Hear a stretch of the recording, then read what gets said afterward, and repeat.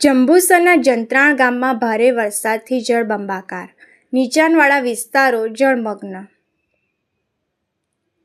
જંબુસર તાલુકામાં સતત વરસી રહેલા મુશળધાર વરસાદને કારણે જંત્રાણ ગામમાં જનજીવન અસ્તવ્યસ્ત બન્યું છે।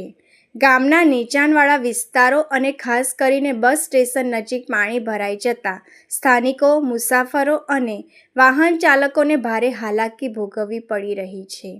રસ્તાઓ જળમગ્ન થતાં વાહન વ્યવહાર ધીમો પડ્યો છે।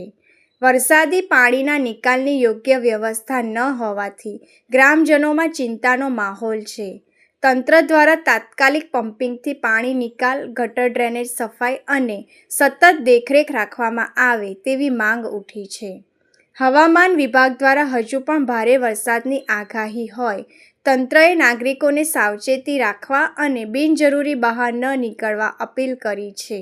હલો મિત્ર, હું હસમત અલી ખિલજી જંત્રાણથી આપણે બસ સ્ટેશન પર પાણી ભરાઈ ગયું છે નીચાણવાળા વિસ્તારોમાં, અને નગરીમાં પણ નીચાણવાળા વિસ્તારોમાં પાણી ભરાઈ ગયું છે ઘણી જગ્યાઓ પર।